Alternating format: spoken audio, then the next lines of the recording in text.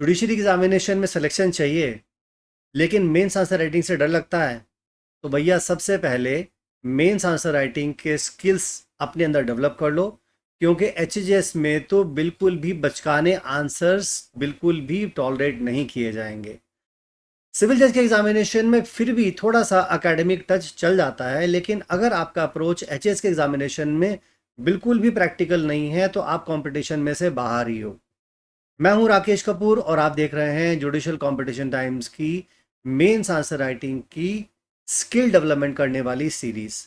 तो इन दिनों में हम लोग स्टडी कर रहे हैं हिंदू लॉ के कुछ इंपॉर्टेंट क्वेश्चंस को और सीखेंगे कि प्रॉब्लम विद क्वेश्चंस को कैसे डील करना चाहिए, स्पेशली हार्ड जुडिशरी के लेवल के लिए। हालांकि ये सेशन आपको सिविल जज में भी इक्वली ही यूजफुल होगा। ऐसा नहीं है कि सिविल जज के लिए कोई सेट ऑफ क्वेश्चंस अलग होते हैं और हायर जुडिशरी के लिए अलग होते हैं। सिर्फ अप्रोच का फर्क होता है। आपकी अप्रोच मैक्सिमम प्रैक्टिकल कॉन्टेक्स्ट पर होना चाहिए। हम लोग एक नया बैच अभी स्टार्ट करने वाले हैं। स्क्रीन पर ऑलरेडी नंबर दिया है। जो लोग ज्वाइन करना चाहते हैं तो इस नंबर पर कॉन्टैक्ट करके ज्वाइन कर सकते हैं और इसके लिए आप मेरी वेबसाइट judicialcompetitiontimes.in पर भी विजिट करके क्लासरूम्स को ज्वाइन कर सकते हैं। तो चलो आज हम आपके सामने लेकर आए हैं एक प्रॉब्लम बेस्ड क्वेश्चन और देखते हैं कि इस तरह के प्रॉब्लम बेस्ड क्वेश्चंस को किस तरह से डील करके सॉल्व किया जाता है। तो ठीक है, सबसे पहले क्वेश्चन को देख लेते हैं और समझ लेते हैं कि क्वेश्चन क्या है। आप वैसे इस क्वेश्चन का स्क्रीनशॉट भी ले सकते हैं, लेकिन आपके इजी रेफरेंस के लिए मैंने इसे एक विजुअल रिप्रेजेंटेशन के फॉर्म में डिज़ाइन किया है ताकि आपको क्वेश्चन आसानी से समझ में आ जाए। तो ठीक है, मैं यहाँ से रीड करके तो आपको नहीं बता रहा हूँ इस क्वेश्चन को, सीधा इसे विजुअलाइज पर लेकर चलते हैं। तो स्क्रीन पर देखिए, हमारा क्वेश्चन बिल्कुल सिंपल है। हमारे पास एक पर्सन है ए की पहले एक शादी हुई थी W1 के साथ, यानी कि वो पहले शादीशुदा था, W1 के साथ शादी हुई थी उसकी, और उसके बाद अपनी पहली वाली वाइफ के रहते हुए, यानी उसने उसको डिवोर्स नहीं दिया, लेकिन उसके रहते हुए ही उसने दूसरी लेडी जो कि W2 है उसके साथ शादी कर ली।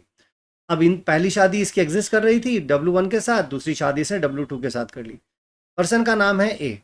अब पहली वाली पत्नी W1 से उसका एक बेटा था, उसका नाम है एस, और दूसरी वाली पत्नी जिसका नाम है W2, उससे दो बेटियां पैदा हुई, D1 और D2। अब आपको यहां पर यह बताना है कि अगर ए मर जाए तो इसकी प्रॉपर्टी इन सब लोगों में किस तरह से डिवाइड होगी। अब आपके दिमाग में एक क्वेश्चन ये आ रहा होगा कि सर यहाँ तो दो दो शादियां कर रखी हैं और हमारा हिंदू लॉ तो ये कहता है कि अगर पहली वाली वाइफ के रहते हुए दूसरी शादी कर ली जाए और पहली वाली शादी वैलिड थी तो दूसरी वाली शादी तो वॉइड होती है, और अगर शादी ही वॉइड हो तो फिर W2 यानी कि सेकेंड वाइफ के पास तो कुछ भी जाएगा नहीं। चलो ये कंसेप्ट तो हमें क्लियर हो गया, लेकिन प्रॉब्लम यहाँ पर आएगी कि ये जो बच्चे हैं इसके W2 से, D1 और D2, क्या इनके पास प्रॉपर्टी जाएगी कि नहीं जाएगी। तो यही इशू हमारे पास इन्वॉल्व है कि बेसिकली D1 और D2 का क्या होगा, क्योंकि हमारा W1 और S का कंसेप्ट तो पूरा क्लियर है, क्योंकि वो एक वैलिड मैरिज है पहली वाली शादी, और पहली वाली शादी से जो बच्चा है S, वो भी एक लेजिटिमेट सन है, तो उसके पास तो एज पर सक्सेशन प्रॉपर्टी चली ही जाएगी। प्रॉब्लम कहाँ आएगी, प्रॉब्लम आएगी D1 और D2 को। तो हमें अपना जो फोकस करना है वो D1 और D2 पे करना है। तो चलो सबसे पहले तो ये देखते हैं कि हमें अगर कोई भी आंसर राइटिंग करना होता है तो वहाँ पर क्या क्या चीज़ें हमें ध्यान में रखनी चाहिए, और एग्जामिनर उस क्वेश्चन पेपर में जो आप आंसर शीट लिखते हो उसमें वो क्या चीज़ें आपसे एक्सपेक्ट करता है, सिविल जज में भी और HHS के पेपर में भी। ठीक है, चलो फटाफट स्क्रीन पर देखो। अगर आप कोई भी प्रॉब्लम बेस्ड क्वेश्चन को डील कर रहे हो तो सबसे पहले तो जो काम आपको करना है, इस क्वेश्चन को बहुत ध्यान से पढ़ना है, क्योंकि आंसर जो होता है उसका क्लू आपके क्वेश्चन में ही छुपा होता है। क्योंकि अगर इशू समझ में नहीं आया तो डिसाइड क्या करोगे, डिसीजन तो तभी लोगे ना जब क्वेश्चन आपको प्रॉपर्ली समझ में आएगा। तो सबसे पहले, चाहे 1 मिनट फालतू लग जाए, पहले अपना क्वेश्चन ध्यान से पढ़ो।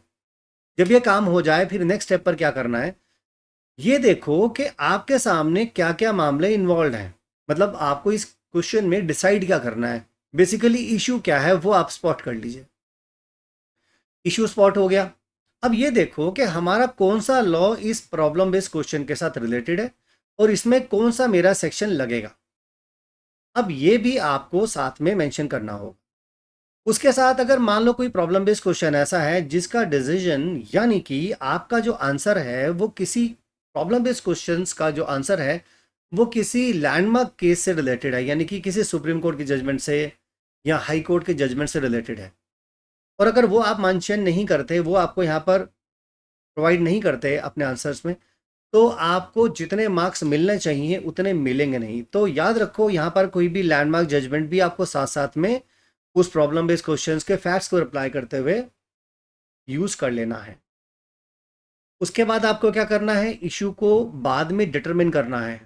डिटर्मिनेशन कैसे करेंगे, प्रॉब्लम इन हैंड देखेंगे, अपने गिवन सेक्शन को साथ में अप्लाई करेंगे, गिवन केस लॉ को भी साथ में अप्लाई करेंगे, उसका डिटर्मिनेशन करेंगे, उसकी एनालिसिस करेंगे, और फिर लास्ट में ये देखेंगे कि इन इंटरप्रिटेशन के बेसिस पर क्या बनता है, और उसे हम कंक्लूजन के फॉर्म में लास्ट में लिख देंगे।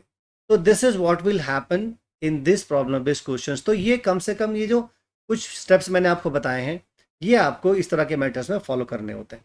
चलो अब एक काम करते हैं, अपने इस सॉल्यूशन पर आते हैं और देखते हैं कि सबसे पहले कि हमारे पास इससे रिलेटेड वो कौन सा ऐसा सेक्शन है जो हमको यहाँ पर देखने की ज़रूरत है।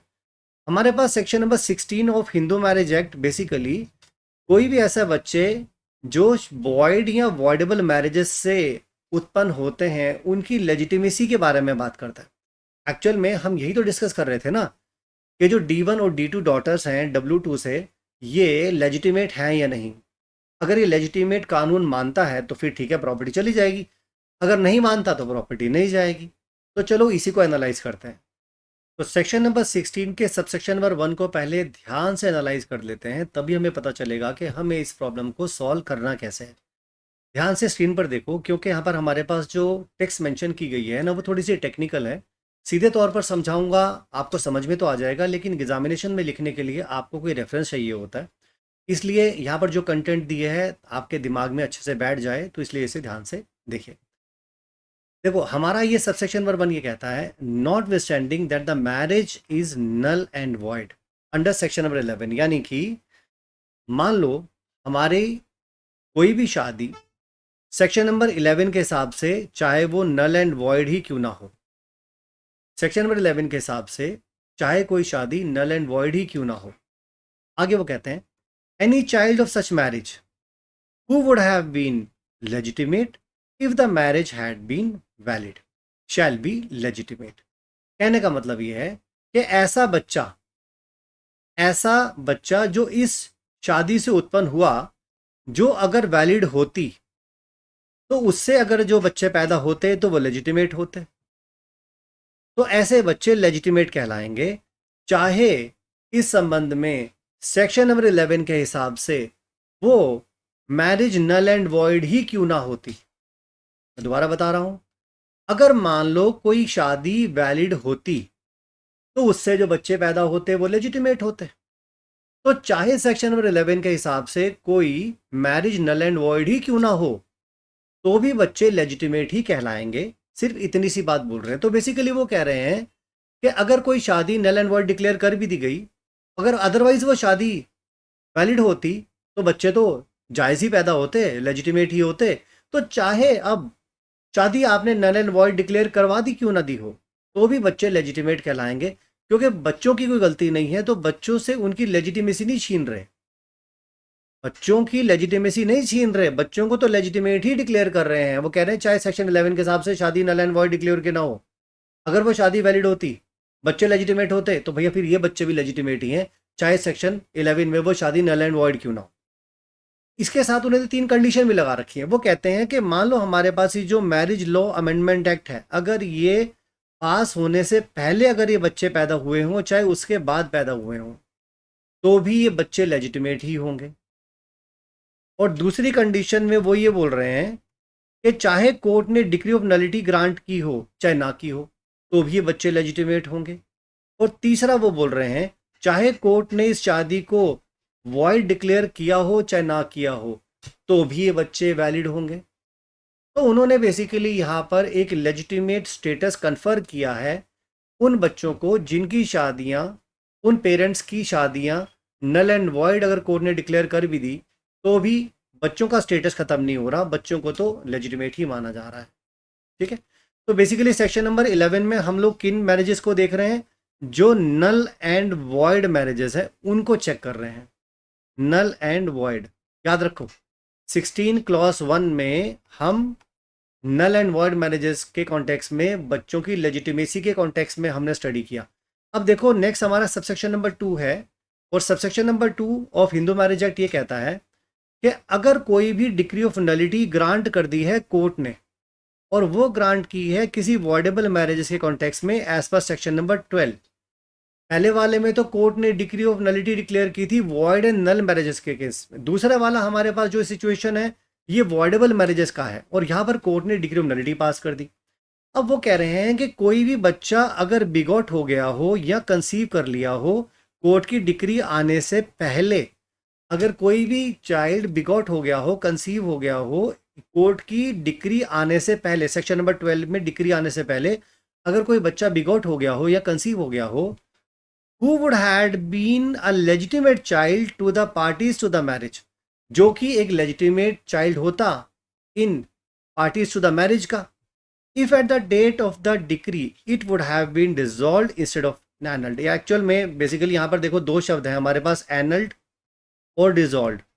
डिजॉल्व में तो आमतौर पर डिवोर्स प्रोनाउंस होता है, मतलब एक वैलिड शादी होती है और फिर उसके बाद कोर्ट डिवोर्स प्रोनाउंस करती है, तो वो तो हो गया डिसोल्यूशन, यानी शादी थी और ख़त्म की। दूसरे बारे में है एनल्ड। एनल्ड करते हैं हम जहां पर मैरिज वॉइड होती है या फिर मैरिज वॉइडेबल होती है। तो वो बोल रहे हैं कि अगर शादी डिसॉल्व हुई हुई होती यानी कि प्रॉपर मैरिज होती, उनका डिसोल्यूशन होता, तो ये बच्चे जायज़ होते, और अगर एनल्ड हुई हुई होती तो शादी आप नल एंड वॉइड होती या वॉइडेबल होती तो आप उसे एनल करते। तो अगर कोई शादी वॉइडेबल थी और कोर्ट ने एनल्ड की तो भी वो कह रहे हैं ये बच्चे लेजिटिमेट ही कहलाएंगे, क्योंकि आखिर में उन्होंने कहा है shall be deemed to be legitimate child notwithstanding the decree of nullity. तो अगर कोई भी कोर्ट की डिक्री नहीं आई और वो बच्चा अगर उस मैरिज से उत्पन्न हुआ जहां पर वो डिक्री डिसॉल्व हुई हुई होती तो वो लेजिटिमेट होता इंस्टेड ऑफ बीइंग एनल्ड, तो चाहे शादी को एनल्ड ही क्यों ना कर लिया हो तो भी ये बच्चा लेजिटिमेट ही कहलाएगा। तो मैं अगर इसे और ज़्यादा सिंप्लीफाई करके बोलूं तो मैं ये बोलूंगा कि अगर कोई ये बोल रहा है तो ये शादी डिसॉल्व हुई है तब तो बच्चा वैलिड माना जाएगा, लेजिटिमेट माना जाएगा, लेकिन ये शादी तो एनल्ड हुई है। तो ऐसे बच्चे जो कोर्ट की डिक्री से, मतलब कोर्ट की डिक्री जो है नलिटी की डिक्री आई है, कोर्ट ने जो है मैरिज को एनल्ड किया है क्योंकि वॉइडेबल मैरिज था, इसलिए बच्चे इलेजिटिमेट हो जाएंगे। तो कह रहे हैं नहीं नहीं नहीं, ऐसे नहीं होगा, चाहे आपने डिग्री ऑफ नलिटी ही क्यों ना पास की हो जिससे कि मैरिज एनल्ड हुई है, तो भी ये बच्चे लेजिटिमेट ही कहलाएंगे। ये कह रहा है सबसेक्शन नंबर 2। तो बेसिकली यहाँ पर जो वॉइडेबल मैरिजेस हैं उससे भी बच्चों को लेजिटिमेसी कन्फर की जा रही है। तीसरा आता है हमारे पास सबसेक्शन नंबर 3। बेसिकली ये हमारा जो पर्टिकुलर सेक्शन है ना, ये अप्लाई हो रहा है हमारे गिवन प्रॉब्लम में, लेकिन अगर मैं डायरेक्टली इसको डिस्कस कर लेता तो हो सकता है कि जो आपकी एचएचएस की कॉपी इवैल्यूएट कर रहे हैं वो कहेंगे कि आपने रेफरेंस तो सबसेक्शन नंबर 1 और 2 का तो लिया नहीं, और आप डायरेक्टली यहाँ पर बोल रहे हो कि सबसेक्शन नंबर 1 और सबसेक्शन नंबर 2 और सेक्शन नंबर 16, तो इंटरप्रिटेशन आप खाकी करोगे, तो इंटरप्रिटेशन के लिए कुछ रेफरेंस तो लोगे तभी तो उसके बाद इंटरप्रिटेशन करोगे। तो मेरी मजबूरी थी यहाँ पर सेक्शन नंबर 16 के सबसेक्शन नंबर 1 और सबसेक्शन नंबर 2 दोनों को डिस्कस करने की।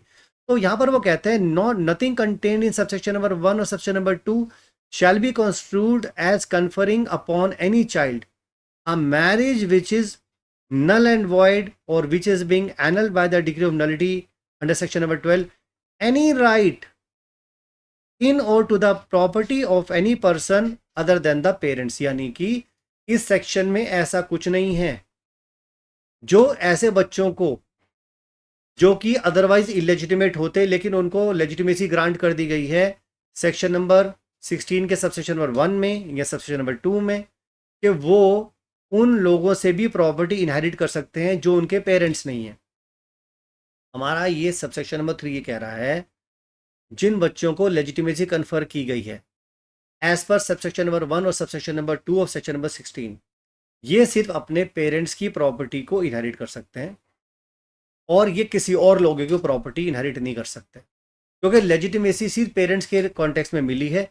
बाकी रिश्तेदारों की प्रॉपर्टी जो कि क्लास 2 में आ सकते हैं, उनकी प्रॉपर्टी इन्हें नहीं मिलने वाली, इन्हें सिर्फ उन्हीं की प्रॉपर्टी मिलेगी जो इनके पेरेंट्स हैं, ये बोल रहे हैं यहाँ पर। तो मैंने आपको शुरुआत में कहा कि अगर हमें कोई भी प्रॉब्लम क्वेश्चन को सॉल्व करना है तो उसके लिए हमें सबसे पहले सेक्शन देखना पड़ता है और रिलेटेड केस देखना, रिलेटेड लॉ देखना होता है। तो लॉ हमारा हिंदू मैरिज एक्ट हो गया, सेक्शन 16 हमने कन्फर कर लिया, डिस्कस कर लिया। अब आते हैं इसके केस लॉ पर। इसके लिए हमारे पास एक लैंडमार्क जजमेंट है, बड़ा इंपॉर्टेंट केस है ये, और ये केस का नाम है Revana Siddappa and another versus Mallikarjun and other. आप ठीक समझे, मल्लिकार्जुन। और ये मैटर है सितंबर 1, 2023 का, यानी रिसेंटली पिछले साल का ही मैटर है। अब यहाँ पर ऑनरेबल सुप्रीम कोर्ट ने कहा क्या, इसके कॉन्टेक्स्ट में हमारे पास जो मेन रेफरेंस है ना, वो रेफरेंस है पैराग्राफ नंबर 54 पे। अगर आप इस जजमेंट का पैराग्राफ नंबर 54 देखोगे तो उसका क्लॉज नंबर 3 दिखेगा। वहां पर उनका कहना है, while conferring legitimacy in terms of subsection number 1, यानी कि अगर हम सबसेक्शन नंबर 1 में सेक्शन 16 के बारे में बात कर रहे हैं, सेक्शन नंबर 16 के सबसेक्शन नंबर 1 में जो लेजिटिमेसी कन्फर की जा रही है on a child from the void marriages, ये मैंने पढ़ा दिया आपको, देखो अब उसका रेफरेंस का कितना फायदा मिला। तो सेक्शन 16 सबसेक्शन नंबर 1 में वॉइड मैरिजेस में लेजिटिमेसी कन्फर होती है, सबसेक्शन नंबर 2 में वॉइडेबल मैरिजेस के कॉन्टेक्स्ट में लेजिटिमेसी कन्फर होती है, जहां पर मैरिज एनल्ड की जाती है। तो वो कह रहे हैं the legislature has stipulated in subsection number 3 of section 16 such a child will have a right or to the property of the parents and not to the property in any other person, यानी कि अपने parents की property को inherit कर सकते हैं लेकिन ये किसी और पर्सन की प्रॉपर्टी इनहेरिट नहीं कर सकते। ठीक होगी बात। और आगे वो कहते हैं, क्लॉज नंबर 4 को देखेंगे, वहां पर उनका बोलना है, while construing the provision of subsection number 3(1)(j of Hindu Succession Act 1956, यहां पर उनका कहना है, the legitimacy which is conferred by section number 16 of Hindu Marriage Act on a child born from the void marriages or the voidable marriages has to be read into the provisions of section number 3 of the act, यानी कि जो provisions हमारे पास Hindu succession act में दी हैं, हमें ये section number 16 को इनके साथ रेडविद करना पड़ेगा। सिंपल है, हिंदू सक्सेशन एक्ट को जब हम इनहेरिटेंस के कॉन्टेक्स्ट में अप्लाई करेंगे तो हमें हिंदू मैरिज एक्ट का सेक्शन नंबर 16 का 1, 2 एंड 3 साथ साथ में रेडविद करना पड़ेगा। दूसरे शब्दों में वो कहते हैं, a child who is legitimate under subsection number 1 और 2 of section number 16 would for the purpose of section number 3(1) of the Hindu Succession Act fall within the ambit of explanation related to the legitimate kinship and cannot be regarded as a illegitimate child for the purpose of the proviso, यानी कि ये जो बच्चे हैं ये legitimate बच्चे कहलाएंगे, ये इलेजिटिमेट बच्चे नहीं कहलाएंगे। तो इसका मतलब क्या निकला, अब वापिस हमारे पास प्रॉब्लम बेस्ड क्वेश्चन पर आते हैं। यहां पर क्या हुआ, हमारे पास ये पर्सन तो इसकी तो डेथ हो गई। अब इसकी डेथ हो गई तो इस पर्सन ने कोई विल तो की नहीं थी, ये इंटरस्टेट इसकी डेथ हुई थी। तो अब हमारे पास प्रॉपर्टी को हमें डिवॉल्व करना है। क्या W2 को हम कोई प्रॉपर्टी देंगे? नहीं, W2 को तो नहीं देंगे, क्योंकि इसके साथ जो रिश्ता है वो, इसके साथ जो मैरिज है वो वॉइड मैरिज है, तो वॉइड मैरिज से इसको तो कुछ नहीं मिलेगा। W2 को तो हम एक्सक्लूड कर देंगे, इसको तो हम कर देंगे एक्सक्लूड। अब हमारे पास बाकी कितने लोग बचे? हमारे पास बचे W1, सन 2, ये 3 और ये 4। और हमारा हिंदू सक्सेशन एक्ट का क्लास नंबर 1 ये कहता है कि प्रॉपर्टी किन किन को जा सकती है, किस किस को जा सकती है? स्पाउस को जा सकती है, सन को जा सकती है, और 2005 के बाद डॉटर जो है वो भी कॉपरेशनरी बन गई, तो यानी कि डॉटर को भी जा सकती है। तो अब हमारे पास टोटल पर्सन कितने हैं? 1, 2, 3, 4। तो प्रॉपर्टी मान लीजिए सिंगल मान लेते हैं 1 है, तो स्पाउस को कितनी मिलेगी? W1 को कितनी मिलेगी? 1/4, क्योंकि 4 हिस्से की है। सन को कितना मिलेगा 1/4, इस डॉटर को कितना मिलेगा 1/4, और इसको कितना मिलेगा 1/4। तो इस तरह से हमारे पास ये पूरी प्रॉपर्टी का डिस्ट्रीब्यूशन इनके बीच में हो जाएगा। आप में से कुछ लोग हो सकता है डायरेक्टली ये लिख दो कि 1/4 मिलेगी, लेकिन इसके बेस पर आपको मार्क्स नहीं मिलेंगे जब तक, जिस तरह से मैंने इंटरप्रिटेशन आपको करके दिखाई है, ये कंटेंट अगर आप लिखोगे नहीं और इस तरह से कंक्लूड नहीं करोगे तब तक मार्क्स नहीं मिलेंगे। तो जो लोग इन क्लासरूम्स को ज्वाइन करना चाहते हैं, हमारी वेबसाइट judicialcompetitiontimes.in पर विजिट करके इन क्लासरूम्स को ज्वाइन कर सकते हैं। जो रिलेवेंट कोर्सेज आपको ज्वाइन करना है वो है क्रैश कोर्स मेंस। तो ठीक है, आज के सेशन के लिए इतना ही है। जल्दी आपसे मुलाकात करेंगे किसी नए प्रॉब्लम बेस्ड क्वेश्चन के साथ। तब तक के लिए आप मुझे परमिट कीजिए। Thank you so much. जय हिंद, जय भारत।